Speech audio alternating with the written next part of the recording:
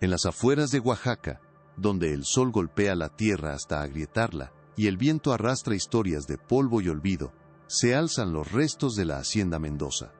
Sus muros de adobe, que alguna vez fueron un símbolo de poder y prosperidad, ahora se desmoronan lentamente, devorados por una vegetación tenaz y espinosa que trepa por las grietas como si quisiera reclamar un antiguo tributo.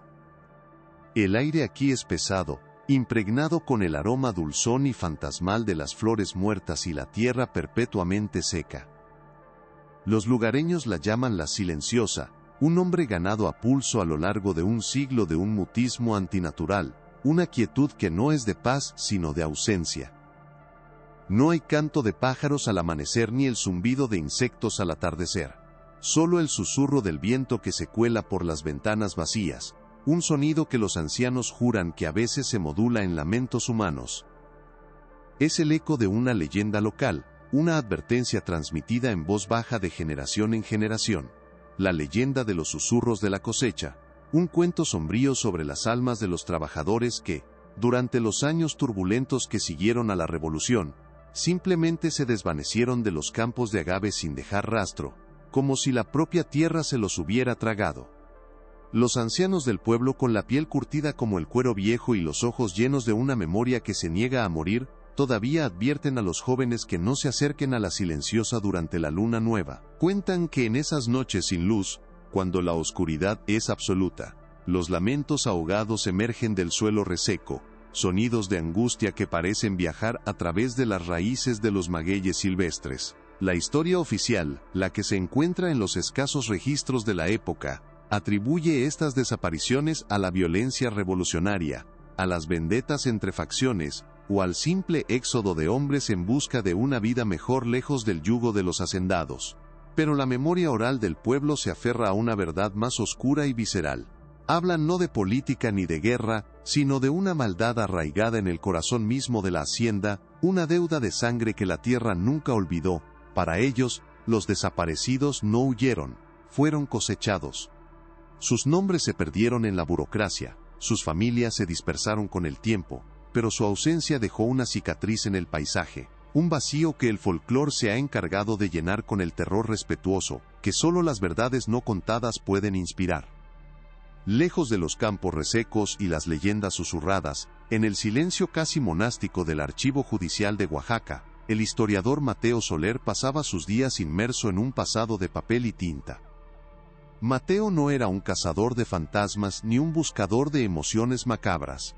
Era un académico, un hombre meticuloso cuya pasión residía en la paciente reconstrucción de las injusticias olvidadas. Su especialidad era la reforma agraria post-revolucionaria, un período caótico de consolidación de poder, donde los nuevos caciques se levantaron sobre las ruinas del antiguo régimen, a menudo a costa de las comunidades indígenas cuyos derechos sobre la tierra fueron sistemáticamente ignorados o borrados. El aire en el archivo era denso, con el olor característico a papel antiguo, pegamento y la leve humedad que amenaza constantemente con disolver la historia. El único sonido era el delicado crujido de las páginas al ser volteadas, un susurro que, a diferencia del de la hacienda, hablaba de hechos, fechas y decretos. Mateo trabajaba con la reverencia de un cirujano, sus manos moviéndose con cuidado entre expedientes frágiles, buscando las voces silenciadas en los márgenes de la historia oficial. La mente de Mateo no buscaba espectros sino patrones. Su objetivo era catalogar, a través de disputas de límites y registros de propiedad, el método por el cual familias enteras fueron despojadas de sus tierras ancestrales. Era una labor ardua, a menudo frustrante, un laberinto de jerga legal y caligrafía casi indescifrable, pero para él, cada nombre recuperado, cada injusticia documentada, era una pequeña victoria contra el olvido. Se sentía un arqueólogo de la memoria, desenterrando no huesos, sino destinos sellados por la pluma de un juez, o la ambición de un terrateniente. Su obsesión era académica, pero debajo de ella latía un impulso más profundo, casi personal. La necesidad de entender cómo la oscuridad se disfraza de progreso, cómo la barbarie se viste con el manto de la ley y el orden. No sabía que estaba a punto de encontrar un caso donde la ley no solo había fallado en proteger a los inocentes, sino que se había convertido en la herramienta para incinerar la propia evidencia de un horror que trascendía la simple codicia por la tierra. La historia que estás a punto de escuchar quedó enterrada por más de un siglo. Antes de desenterrar este secreto, di en los comentarios de qué ciudad nos acompañas. Y si eres un fascinado por misterios sombríos como este, asegúrate de estar suscrito.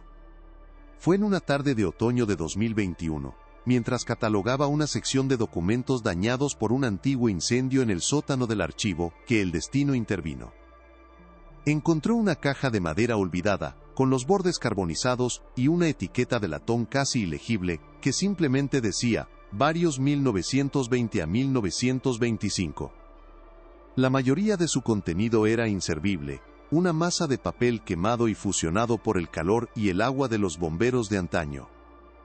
Pero dentro de un voluminoso expediente sobre una disputa de límites entre dos pueblos, un documento se había deslizado, protegiéndose parcialmente de las llamas. Era una sola hoja, chamuscada en los bordes, pero con el texto central milagrosamente preservado.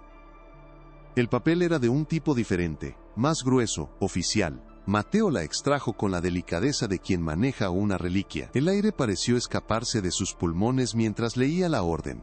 Escrita a máquina y firmada con una caligrafía enérgica, era una orden judicial, fechada en 1921, firmada por un juez de la época, y su contenido era escalofriante.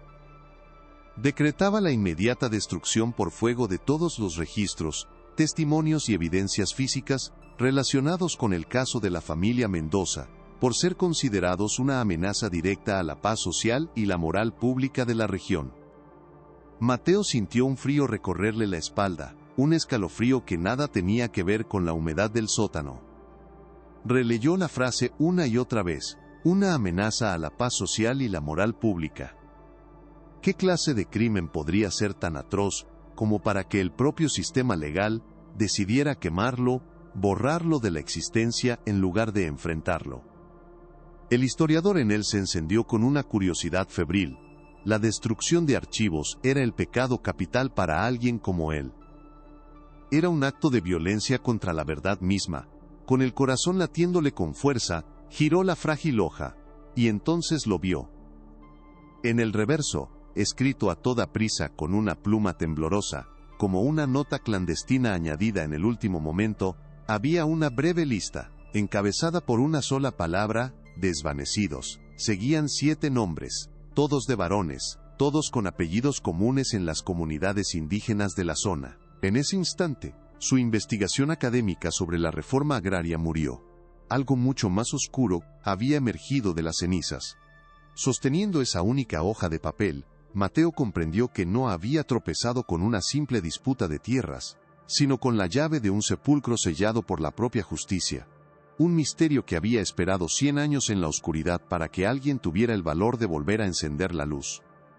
La hoja chamuscada se sentía en las manos de Mateo no como papel, sino como un fragmento de hueso calcinado, una reliquia de un sacrilegio burocrático. El sótano del archivo, con su perpetua penumbra y el olor a tiempo estancado, se había transformado de repente en la antesala de una cripta. La orden judicial era una aberración, una monstruosidad legal que invertía el propósito mismo de la justicia. En lugar de preservar la verdad, ordenaba su aniquilación. La mente de Mateo, entrenada para seguir el rastro metódico de la tinta y el sello oficial, se vio arrojada a un abismo.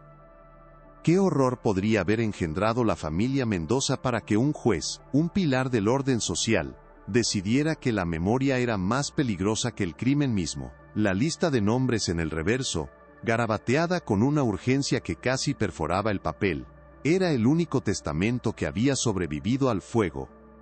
7 nombres. Desvanecidos. No muertos, no desaparecidos, sino desvanecidos. La palabra misma sugería un acto casi mágico, una eliminación de la existencia. En ese instante, su meticulosa investigación sobre la reforma agraria se convirtió en cenizas, al igual que los archivos perdidos. Había encontrado un propósito más oscuro y mucho más urgente: dar voz a esos 7 nombres y desenterrar el cadáver que la propia ley había intentado incinerar. El primer paso era una carrera contra el olvido. Mateo sabía que la burocracia, incluso en su forma más rudimentaria, deja fantasmas. Si un hombre vive, su nombre está en alguna parte. Si muere, también. La ausencia total de un registro era, en sí misma, una evidencia de una anomalía profunda. Los apellidos en la lista eran comunes en las comunidades zapotecas de los valles centrales, nombres ligados a la tierra, al maíz y al maguey. Eran los nombres de los hombres que trabajaban la tierra, no de los que la poseían. La única institución que registraba con devoción casi fanática tanto el principio como el fin de la vida en las comunidades rurales era la iglesia. Cada alma bautizada, cada cuerpo sepultado, quedaba inscrito en los pesados libros parroquiales, un censo espiritual que a menudo era más fiable que cualquier registro civil de la época. Mateo sintió una extraña conexión con esos nombres, una responsabilidad que trascendía lo académico. Uno de los apellidos, León, resonó en su memoria. Un eco de las historias que su abuela le contaba sobre parientes lejanos del lado materno. Gente del campo que se había dispersado durante los años violentos de la Revolución. La posibilidad, por remota que fuera, de que uno de esos nombres estuviera atado a su propia sangre, transformó su curiosidad en una obsesión inquebrantable. El viaje al pequeño pueblo que se acurrucaba a la sombra de las ruinas de la hacienda Mendoza fue como retroceder en el tiempo. El aire polvoriento, el ritmo lento de la vida y las miradas curiosas de los ancianos sentados en la plaza creaban una atmósfera de secreto bien guardado. La parroquia local, una modesta construcción de adobe con un campanario agrietado, parecía vigilar el pueblo como un centinela cansado. Adentro, el aire era fresco y olía a cera de abeja, a flores marchitas y al polvo de siglos acumulado en los santos de madera policromada. El párroco, un hombre anciano de manos temblorosas y ojos que habían visto pasar generaciones enteras, escuchó la petición de Mateo con una mezcla de recelo y resignación. Los archivos de la iglesia, explicó, no eran para la curiosidad de los forasteros, pero la mención de Mateo sobre una investigación de linajes familiares para un estudio histórico, una verdad a medias, pareció ablandar su resistencia. Lo condujo a una pequeña sacristía donde, en un armario de madera carcomida, descansaban los libros que contenían la memoria del pueblo. Eran tomos enormes, encuadernados en cuero agrietado, con las páginas amarillentas y frágiles como alas de mariposa. Mateo pasó horas inclinado sobre el primer libro, el de bautismos. El silencio de la sacristía era absoluto, roto solo por el susurro de las páginas al ser volteadas y el latido de su propio corazón.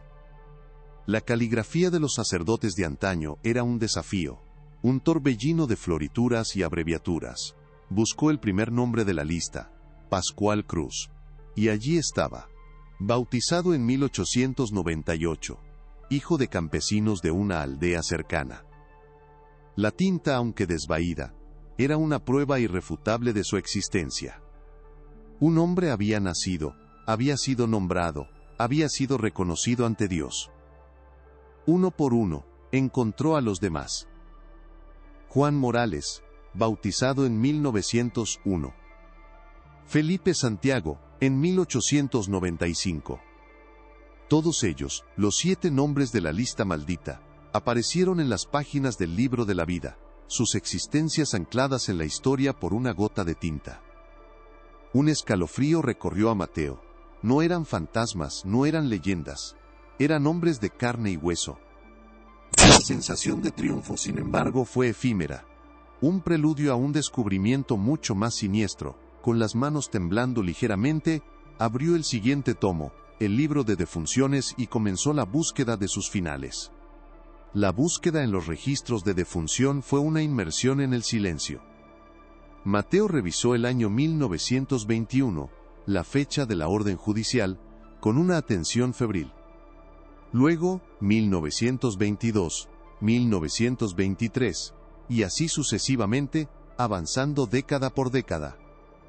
Los nombres de los 7 hombres no aparecían en ninguna parte. No había registros de muertes por enfermedad, por accidente, por violencia revolucionaria, ni siquiera por vejez en años posteriores. Simplemente después de sus bautismos sus rastros se desvanecían de los anales de la iglesia.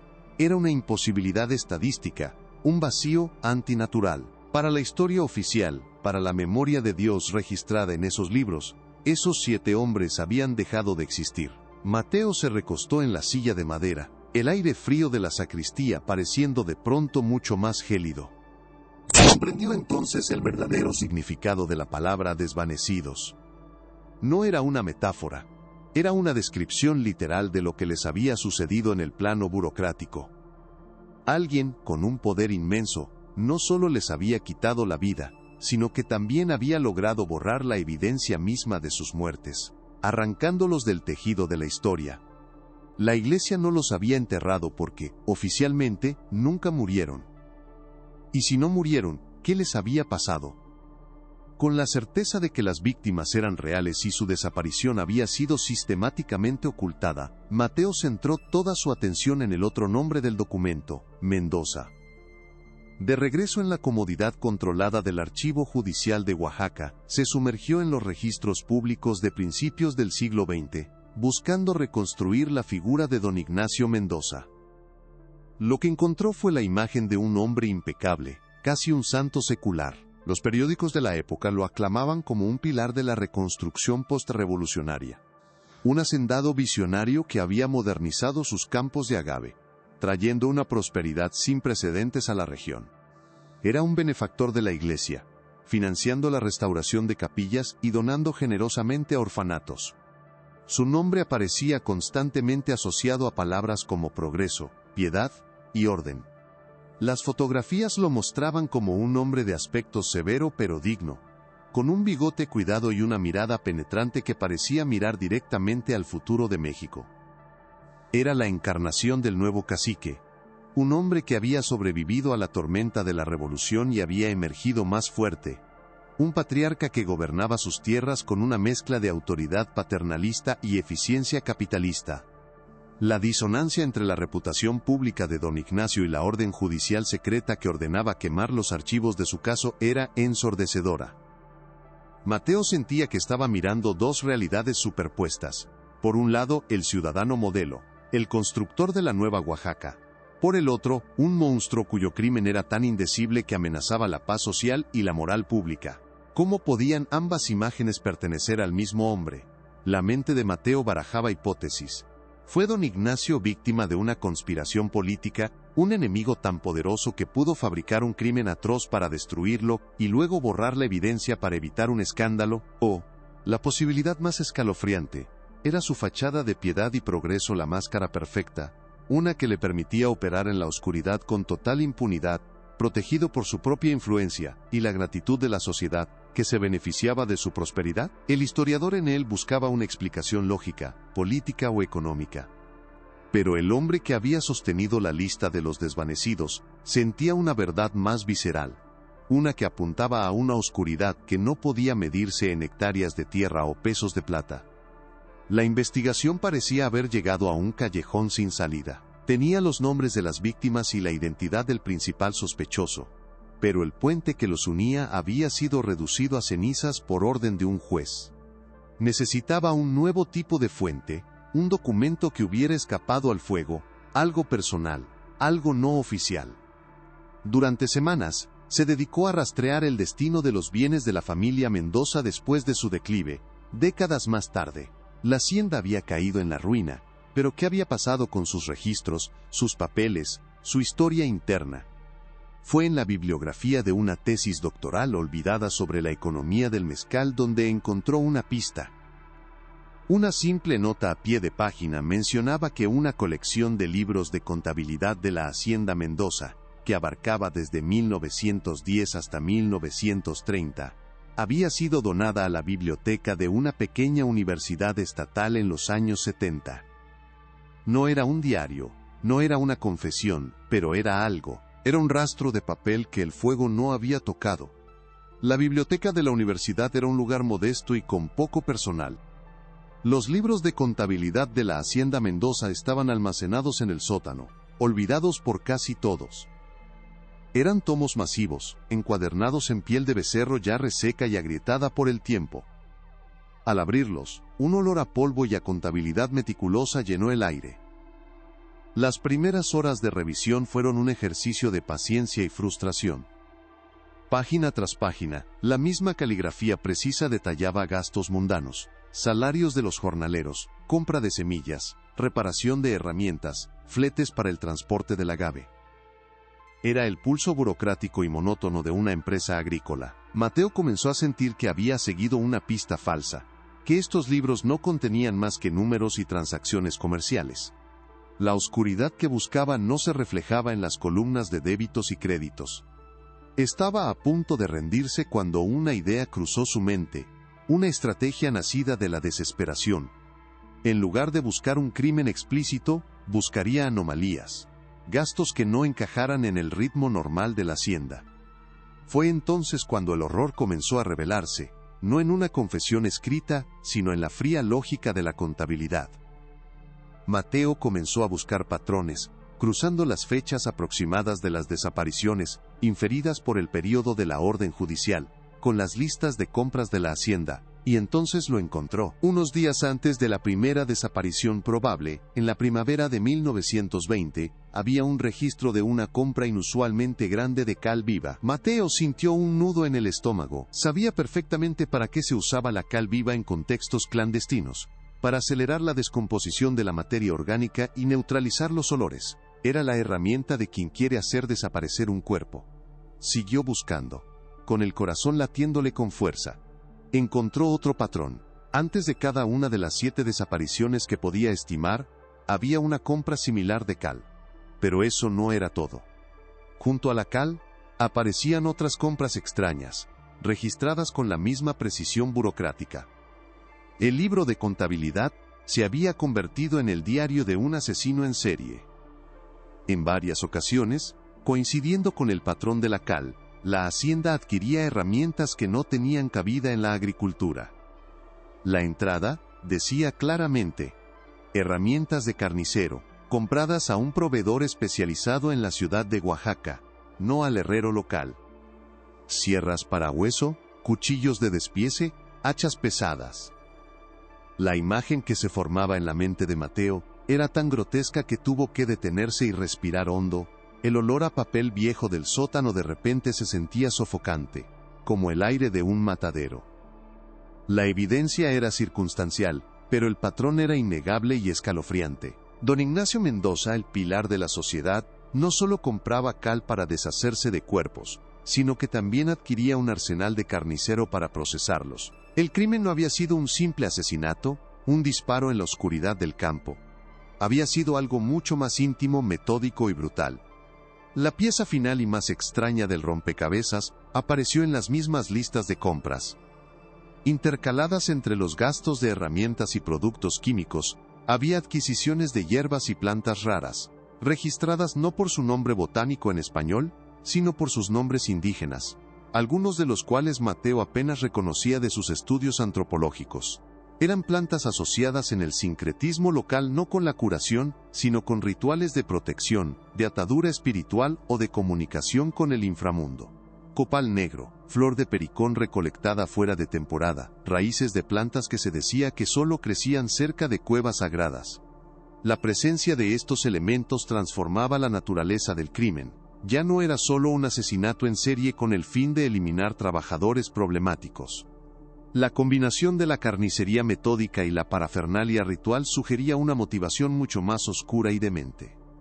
Don Ignacio no solo estaba matando a sus hombres, estaba realizando algún tipo de ceremonia, un acto calculado que mezclaba la brutalidad física con una intención metafísica. Mateo se recostó, la luz pálida de la lámpara del sótano iluminando las páginas abiertas de los libros de contabilidad. El rompecabezas estaba lejos de estar completo, pero sus piezas principales estaban sobre la mesa, formando una imagen monstruosa. Tenía a las víctimas, 7 hombres borrados de la historia. Tenía al perpetrador, un respetado hacendado con una doble vida. Y ahora, gracias a los fríos números de un libro de contabilidad, tenía un esbozo de su método, un ritual de asesinato que implicaba desmembramiento, la disolución de los cuerpos en cal, y el uso de hierbas ceremoniales. Sin embargo, la pregunta más importante seguía sin respuesta, un abismo en el centro de la investigación: ¿por qué? ¿Cuál era el propósito de tan elaborado horror? El móvil no parecía ser económico ni político. La respuesta tenía que estar en otro lugar, en la mente de don Ignacio, en sus creencias. Sabía que los libros de contabilidad, por reveladores que fueran, no podían responder a esa pregunta. Necesitaba encontrar una voz, un texto que explicara la ideología detrás de la atrocidad. La frustración comenzó a apoderarse de él. Tenía un patrón, una sospecha sólida como una roca, pero ninguna prueba directa, ninguna confesión, ningún cuerpo. El rastro de papel parecía enfriarse de nuevo. Los libros de contabilidad eran un eco, no una voz. Podía llevar esto a otros historiadores, y lo llamarían una teoría fascinante pero indemostrable. Podía escribir un artículo, y sería relegado a las notas a pie de página de la historia oficial. La verdad de los desvanecidos corría el riesgo de volver a ser enterrada, esta vez, bajo el peso de la duda académica. Necesitaba algo más, algo personal, un diario, una carta. Algo que hubiera sobrevivido al fuego del juez y al paso del tiempo. Se sentía como si estuviera gritando en una tumba sellada, sabiendo que la verdad estaba adentro pero sin poder romper la losa de piedra del tiempo. La historia de los Mendoza estaba a punto de deslizarse entre sus dedos, convirtiéndose de nuevo en una leyenda susurrada en lugar de un hecho documentado. Fue en ese momento de desesperación que decidió volver al principio, a la única pista que lo había llevado hasta aquí, la nota a pie de página en la tesis doctoral. La había leído rápidamente, centrándose solo en la mención de los libros de contabilidad. Ahora, la releyó con la meticulosidad de un hombre que busca una aguja en un pajar. Y entonces la vio. En la bibliografía, listada como una fuente consultada pero no directamente citada, había otra entrada referente a los Mendoza. Colección privada Mendoza Kessler, Archivo Histórico de la UNAM, Ciudad de México. La descripción era breve. Correspondencia entre Ignacio Mendoza y el etnógrafo alemán Günther Kessler, 1918 a 1924. El corazón de Mateo dio un vuelco. Un etnógrafo, un académico europeo renegado, conocido por sus controvertidas teorías sobre rituales prehispánicos y sacrificios de sangre. No era un diario, pero podía ser incluso mejor. Era un diálogo. Una posible ventana a la mente de don Ignacio y a la retorcida filosofía que había armado sus manos con herramientas de carnicero y su alma con la oscuridad de los ritos olvidados. El rastro no estaba frío. Simplemente conducía a un lugar mucho más profundo y oscuro de lo que jamás había imaginado. El viaje en autobús a la Ciudad de México fue una transición entre dos mundos, un desplazamiento no solo geográfico sino temporal. Mateo dejó atrás el aire denso y polvoriento de los valles de Oaxaca, un lugar donde el pasado se sentía como una presencia física, palpable en el adobe de las paredes y en las miradas de los ancianos. La capital, en cambio, era un monstruo de concreto y ruido, un lugar donde la historia era algo que se visitaba en museos, no algo que se respiraba en la calle. El Archivo Histórico de la UNAM era un bastión de orden en medio de ese caos, un santuario de silencio y conocimiento. Mientras esperaba en la sala de consulta, rodeado de académicos y estudiantes, Mateo sintió el peso de su propia investigación. Lo que para ellos eran datos, fechas y teorías, para él se había convertido en una obsesión visceral. Sostenía en su mente la imagen de los 7 nombres, de la cal viva en los libros de contabilidad, y sabía que las cartas que estaba a punto de leer no eran simple correspondencia académica, eran los diálogos que habían precedido a un descenso al infierno. La caja que le entregaron era de cartón austero, con la etiqueta Colección Privada Mendoza Kessler. Al abrirla, el olor no era el de la humedad y el olvido de Oaxaca, sino el de papel bien conservado, un aroma seco y casi clínico que, de alguna manera, resultaba aún más inquietante. La correspondencia comenzó en 1918, con un tono formal y académico. Günther Kessler, el etnógrafo alemán, escribía con una caligrafía pequeña y angulosa, llena de términos técnicos y referencias a oscuros tratados antropológicos. Don Ignacio Mendoza, por su parte, respondía con una letra expansiva y segura, la caligrafía de un hombre acostumbrado a firmar decretos y a que su palabra fuera ley. Al principio, sus intercambios se centraban en la recolección de artefactos y la transcripción de leyendas locales, Kessler parecía ver a Mendoza como una valiosa fuente de campo, un mecenas local que le daba acceso a un mundo que, como europeo, le resultaba exótico y fascinante. Mateo leyó docenas de páginas sobre patrones de cerámica, traducciones de términos zapotecos y discusiones sobre la influencia del catolicismo en los ritos agrícolas paganos. Era un trabajo académico meticuloso, pero debajo de la superficie de erudición, Mateo comenzó a percibir una corriente subterránea, una curiosidad compartida que se desviaba lentamente de lo científico hacia lo esotérico. La mente de Mateo, entrenada para detectar patrones, vio cómo las preguntas de Kessler se volvían más específicas, más inquisitivas, empujando a Mendoza a explorar las creencias más profundas y prohibidas de la región, aquellas que ni siquiera los ancianos se atrevían a discutir abiertamente. El cambio de tono fue sutil al principio, pero inconfundible. En una carta de 1919, Kessler introdujo por primera vez el concepto de reciprocidad vital, una teoría controvertida que postulaba que las antiguas culturas mesoamericanas no veían el sacrificio humano como un acto de apaciguamiento a los dioses, sino como una transacción energética necesaria para mantener el equilibrio cósmico. La Tierra, según esta teoría, era una entidad viviente que daba su fertilidad a los hombres, pero exigía a cambio la energía vital más potente, la sangre y el espíritu de un ser humano. En su caligrafía elegante y precisa, Kessler escribía: «La cosecha no es un regalo, don Ignacio, es un préstamo. Y todo préstamo, como usted bien sabe en sus negocios, debe ser devuelto con intereses». Mateo sintió un escalofrío recorrerle la espalda. Kessler no estaba simplemente describiendo una creencia antigua, estaba proporcionando una justificación filosófica para la atrocidad. Estaba armando la locura de Mendoza con el lenguaje de la academia, dándole a su barbarie un barniz de legitimidad intelectual. La respuesta de Mendoza, semanas después, fue breve y escalofriante. Su teoría resuena con una verdad que siento en mis huesos, una verdad que la tierra misma me susurra en las noches de sequía. A partir de ese punto el velo de la academia se rasgó por completo. Las cartas se convirtieron en un diálogo febril sobre la naturaleza de estos rituales. Discutían los momentos astrológicos propicios, los tipos de ofrendas, y finalmente, la naturaleza de la víctima. Kessler, desde la seguridad de su estudio en Alemania, teorizaba con una distancia clínica, mientras que Mendoza hablaba desde la experiencia, desde la práctica. Fue en una carta de 1920 donde Mateo encontró la frase que conectó directamente con los libros de contabilidad. Mendoza describía a un trabajador problemático, un hombre sin raíces ni familia, y se refería a su inminente destino como la siembra más profunda. La metáfora agrícola, tan común en sus discusiones, adquirió de repente un peso monstruoso. No estaban hablando de plantar maíz o agave, estaban hablando de plantar un hombre. Mateo tuvo que apartar la vista de la página, el aire de la sala de consulta pareciendo de pronto denso y difícil de respirar.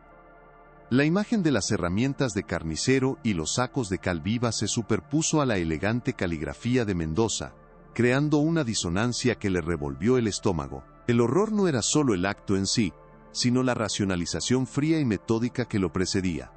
Sin embargo, las cartas, por más incriminatorias que fueran, seguían siendo abstractas. Hablaban de filosofía, de creencias, pero no describían los crímenes con detalles explícitos. Eran la justificación, no la confesión. Mateo se sintió de nuevo en un callejón sin salida. Tenía el motivo, un retorcido sistema de creencias que fusionaba la ambición capitalista con el misticismo pagano, pero no tenía la prueba del acto. Sabía que don Ignacio había matado a esos hombres, pero no sabía cómo, ni dónde, ni qué había hecho exactamente con ellos.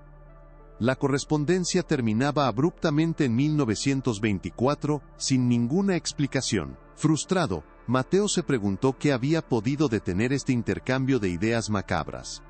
¿La muerte de Kessler? ¿Una disputa entre los dos hombres?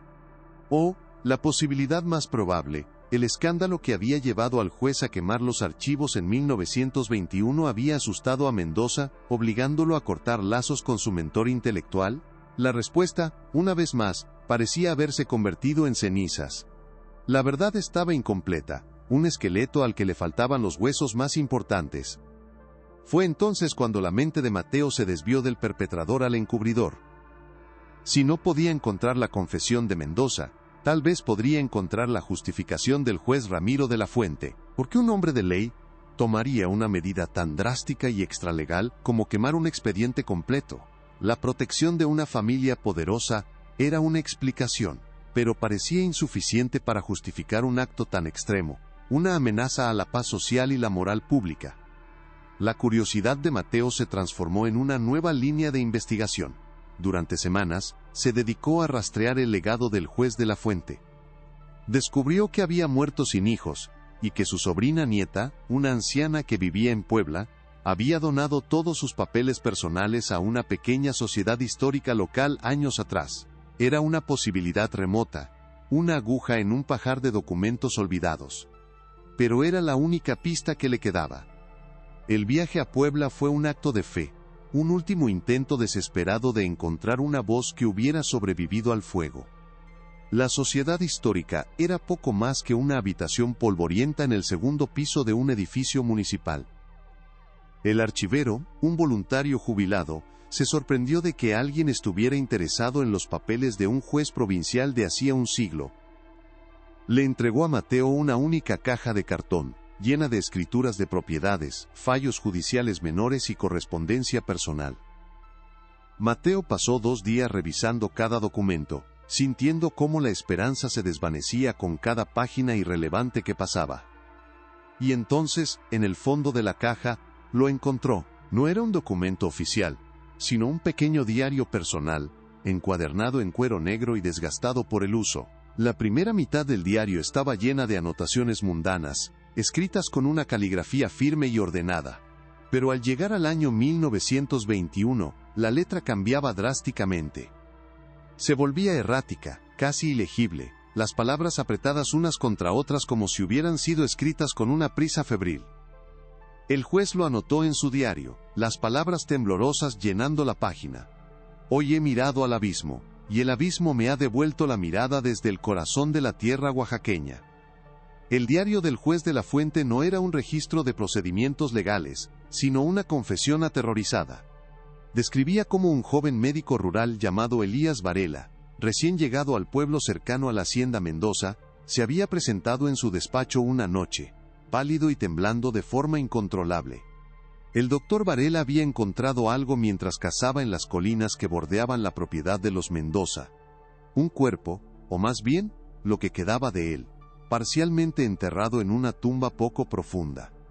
Ignorando las advertencias de los lugareños de no involucrarse en los asuntos de don Ignacio, el joven médico, en un acto de valentía o de insensatez, había llevado los restos a su modesta clínica y realizado una autopsia secreta a la luz de las velas. El juez, en su diario, transcribió fragmentos del informe del médico, y las palabras, incluso después de un siglo, parecían gritar desde la página. Mateo leyó la descripción con una mezcla de horror y fascinación morbosa. El cuerpo presentaba mutilaciones que no correspondían a ningún tipo de violencia conocida. Los cortes eran precisos, casi quirúrgicos, y ciertos órganos habían sido extraídos con una habilidad que sugería un propósito ritual. La descripción continuaba, cada detalle más espantoso que el anterior. El informe del doctor Varela mencionaba la presencia de extrañas sustancias en el estómago de la víctima, una mezcla de hierbas que coincidían con las que Mateo había visto en los libros de contabilidad. Pero el detalle que hizo que la sangre de Mateo se helara fue el análisis de los pulmones. Estaban llenos no de aire sino de tierra, y de una alta concentración de polen de agave. La imagen mental que se formó fue instantánea y devastadora. La víctima no había muerto, y luego había sido enterrada. Había sido enterrada viva, o al menos, forzada a inhalar la tierra de los campos de agave en sus últimos momentos de agonía. Era la conexión física que le faltaba, la prueba irrefutable que unía los crímenes directamente con la hacienda y su cultivo.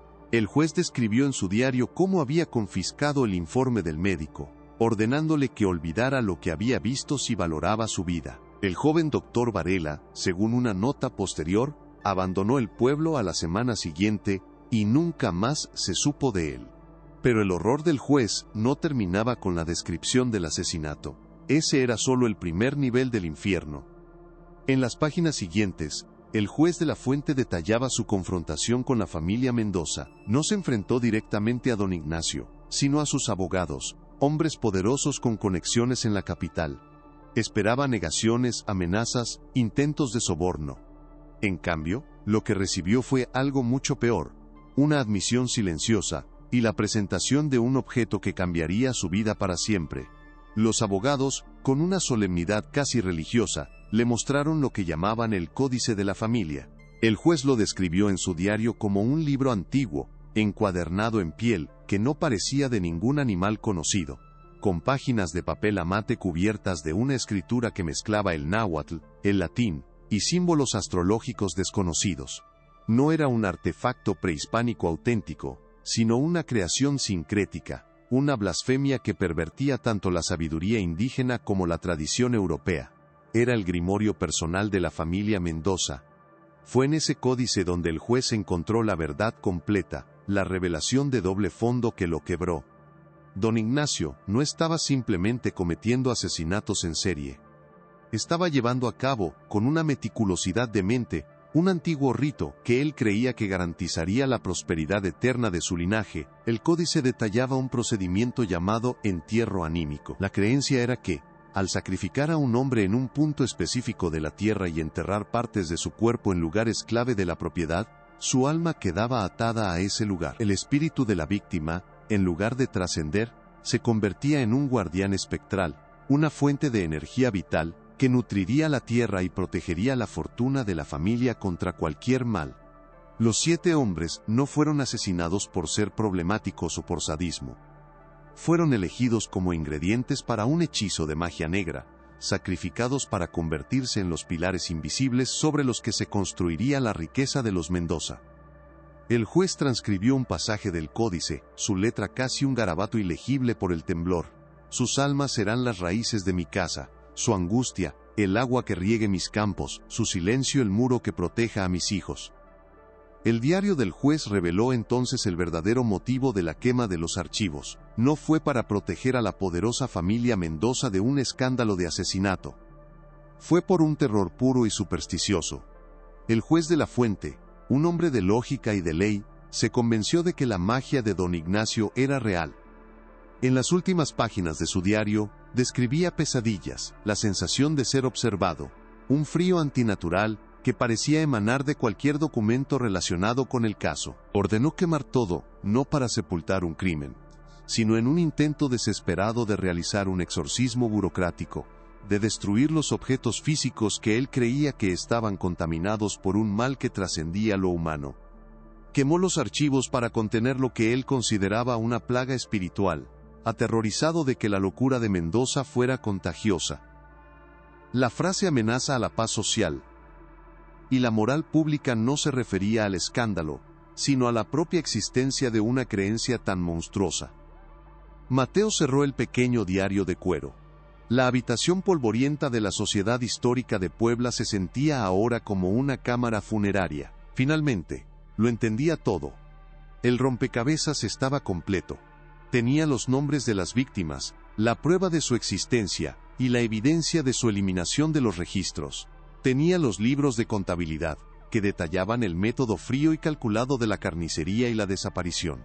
Tenía las cartas con Kessler, que revelaban la retorcida filosofía que había justificado la atrocidad. Y ahora, gracias al diario aterrorizado de un juez muerto hace mucho tiempo, tenía la confesión, el motivo final y la explicación del encubrimiento.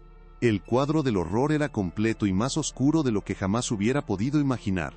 La historia de la Hacienda Mendoza no era un simple caso de asesinatos en serie, sino la crónica de un hombre que se había creído un dios, con el poder de cosechar no solo el agave, sino también las almas de los hombres. De pie, con el diario del juez en una mano y las notas de las cartas de Mendoza en la otra, Mateo sintió el peso de 100 años de silencio.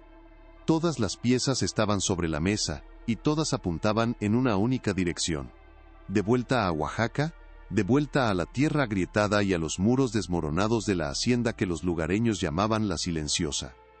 La investigación en los archivos había terminado. Había seguido el rastro de papel hasta su final sangriento. Pero sabía que faltaba una última pieza, la prueba física que corroboraría la historia contada por los muertos. El Códice de los Mendoza, según el diario del juez, describía la ubicación exacta de los rituales, los puntos en la tierra donde los cuerpos habían sido sembrados. La capilla abandonada, el pozo seco, lugares que las leyendas locales ya señalaban con un dedo tembloroso. El escenario para el enfrentamiento final con la verdad estaba montado.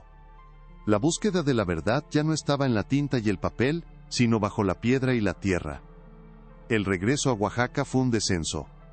Mateo Soler había dejado atrás el aire seco y académico de los archivos de la capital, un mundo de verdades contenidas en cajas de cartón y controladas por la lógica de la catalogación.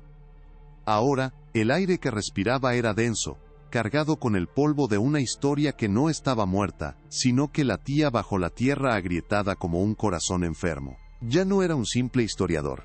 Se sentía como un medium, un canal, a través del cual los muertos finalmente podían articular su terror. Cada kilómetro que lo acercaba a la Hacienda Mendoza era un paso más profundo en la cripta que había abierto con sus investigaciones. El sol oaxaqueño golpeaba el paisaje con una ferocidad que parecía querer mantener los secretos enterrados, blanqueando los huesos de la tierra hasta convertirlos en polvo. Al llegar a las ruinas de la Silenciosa, la quietud del lugar era diferente. Ya no era el silencio del abandono, sino una quietud expectante, como la de una habitación donde acaba de cesar un grito. El viento que se colaba por las ventanas vacías ya no le parecía un simple fenómeno meteorológico. Ahora llevaba consigo el eco de las palabras del juez, la justificación de don Ignacio, la agonía de los 7 hombres.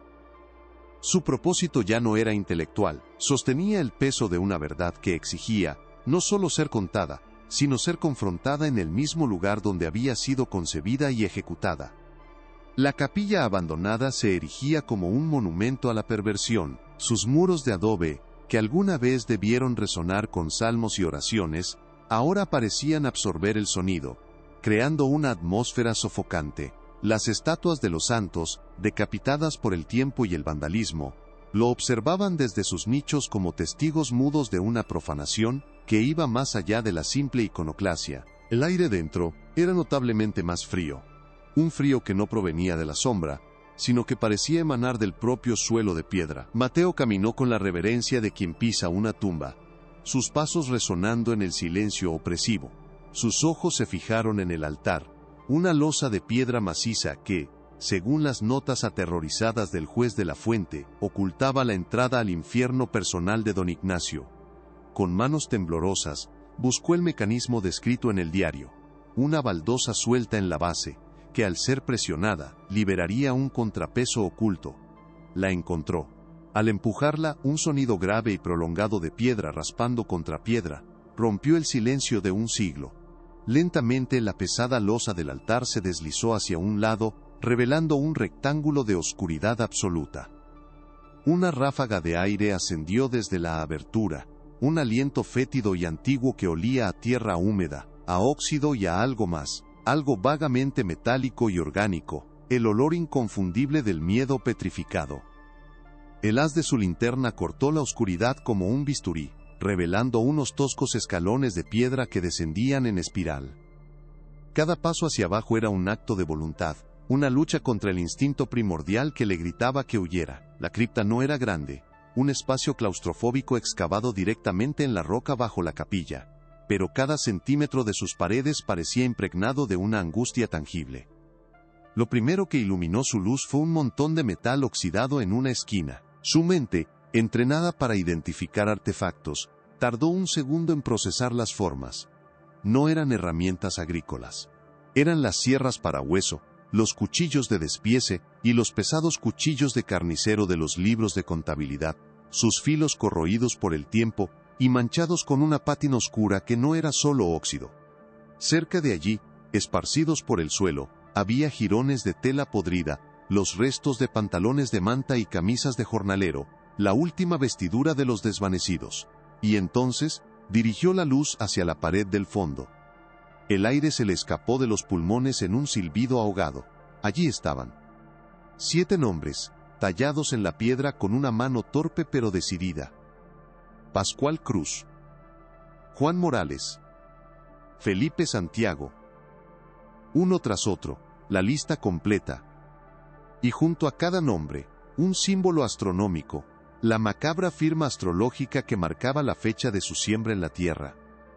La verdad ya no era una teoría, estaba grabada en la piedra. La escena se materializó en su mente con una claridad espantosa, una reconstrucción alimentada por cada pieza de evidencia que había desenterrado. Podía ver a don Ignacio Mendoza, no como el respetado hacendado, sino como el sumo sacerdote de su culto demente, de pie en esta misma cripta, bajo la luz parpadeante de las velas. El aire estaría denso con el humo del copal negro y el olor a miedo. La víctima, uno de los 7, sería arrastrada por los escalones, sus ojos desorbitados de terror, al comprender la naturaleza de este altar profano. Don Ignacio no actuaría con la furia de un asesino, sino con la precisión metódica de un cirujano y la devoción de un fanático, recitando pasajes de su códice blasfemo mientras afilaba sus herramientas. La ceremonia sería una perversión de todos los ritos sagrados. El acto final, la siembra más profunda, no ocurriría aquí, sino arriba, en los campos de agave, bajo una luna cómplice. La víctima, aún con un hilo de vida, sería forzada a inhalar la tierra sagrada de los Mendoza, su último aliento un estertor de polvo y polen de agave, cumpliendo la profecía del códice, al convertirse en una raíz espiritual para la prosperidad de su verdugo. Era un horror calculado, una fusión de la avaricia capitalista y la magia negra, donde las almas humanas se convertían en el abono más preciado. Digita macabro en los comentarios si esta historia te erizó la piel. La publicación de los hallazgos de Mateo Soler fue una explosión que hizo temblar los cimientos de la historia local de Oaxaca. Lo que había sido un susurro folclórico, se convirtió en un grito documentado. Las pruebas eran irrefutables.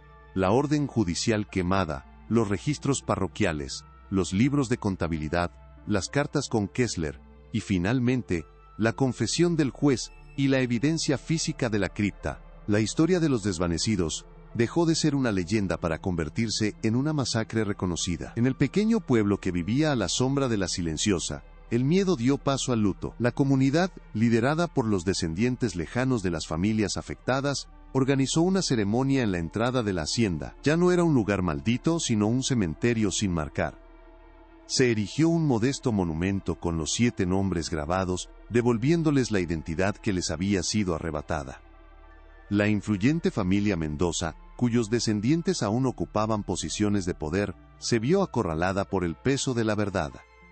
Emitieron una disculpa pública cuidadosamente redactada, un gesto vacío que no podía lavar la sangre que impregnaba los cimientos de su fortuna. La justicia, después de un siglo, había llegado no en la forma de un castigo legal, sino como el triunfo implacable de la memoria sobre el olvido. Mateo Soler obtuvo el reconocimiento académico que nunca buscó.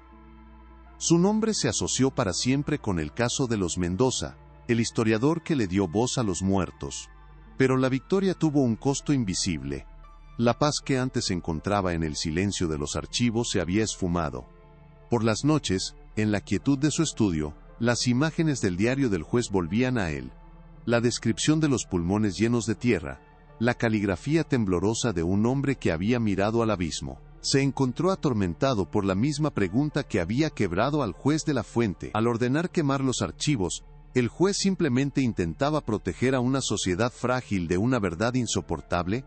¿O había sentido algo más en esos documentos? Había actuado no por miedo a un escándalo, sino por un terror primordial a que la creencia de don Ignacio, esa monstruosa idea de atar almas a la tierra, no fuera solo locura, sino una posibilidad real y contagiosa. La hacienda ahora está sellada, un monumento silencioso a la barbarie. Pero para Mateo, y para todos los que ahora conocen la historia, los susurros de la cosecha nunca se han extinguido del todo. Son un recordatorio eterno de que hay verdades que, una vez desenterradas, nunca vuelven a descansar en paz.